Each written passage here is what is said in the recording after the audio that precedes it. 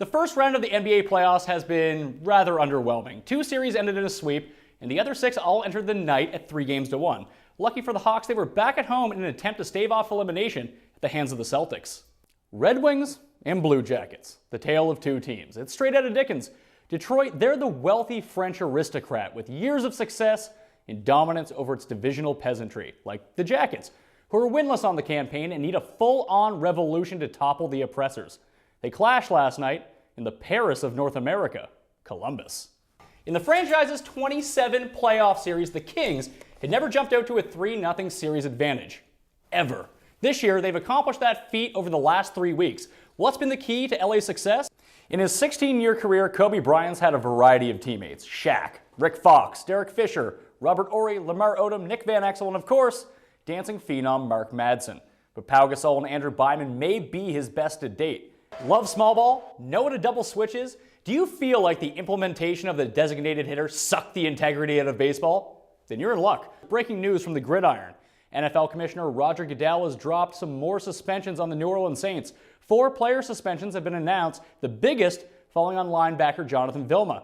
Vilma's been suspended for the entire season because of his involvement in the bounty scandal. More on that story on the next edition of SportsCenter at the top of the hour. Coach Dale Hunter's implemented some curious strategies through the first 2 rounds. If you were to chart Alex Ovechkin's ice time, it would resemble a stock portfolio from 1929. And despite potting 3 goals against Boston, Alex Semon's been relegated to 4th line duty after 2 senseless penalties in Game 1. Would Hunter's game plan prove successful with the Caps looking to even the series? Picked this one up late in the third. Caps already up 2-1 with 21 seconds remaining. Joel Ward takes a high sticking penalty. Carl Hagelin has a little blood licking. Ward given a double minor. Rangers go into desperation mode. Now to Gary, hands it on back to Girardi. The lead is just 6. Paul Millsap chucks up the 3 ball. It's no good, but Jefferson's there to clean up the trash. It's now a 4-point game. O's wouldn't go away though. Bottom of the inning. Johnson at the dish and takes Andrew Miller yard to almost the exact same spot as before. The second of the game, Baltimore down just 1. To the par 5 fifth, Wood's second shot goes way left. You know those shots where he drops the club? This is one of them. The ball could not be found. The officials suspected that a ball was taken by a fan. No penalty is assessed to Woods. He would go on to par the hole. However, Woods wouldn't birdie a par 5 all day long.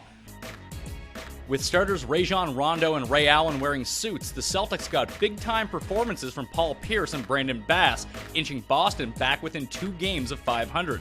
Coming off a season-high 34-point Sunday afternoon against the Wizards, Pierce shot 43% from the field and was a perfect 6 for 6 from the charity stripe. And Bass was equally as sharp against his former team. Coming over in an off-season deal from Orlando, the power forward is playing almost 28 minutes a night for the injury-ravaged Celts, but refuses to take too much credit, instead directing the praise towards the usually underused second unit. I mean, basically I was just letting the game come to me. Just staying with the same mindset, go out and defend, rebound, and let the game come. Man, they were huge, man. Sasha, Marquise, Avery, everybody was huge, man. We got a lot of guys out, and, this is time for, the guys on the bench to step up, and that's what they did tonight.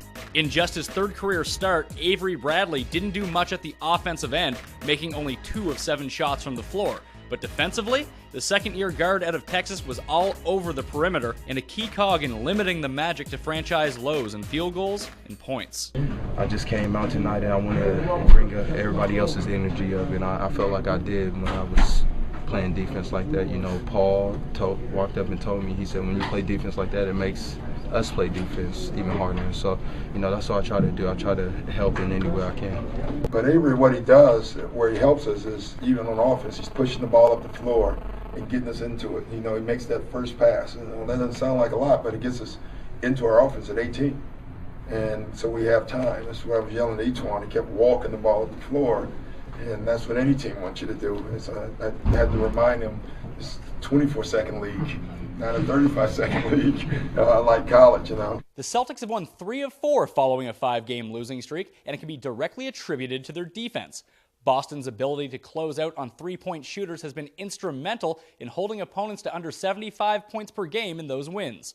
In Boston, Pat Mayo, CSM.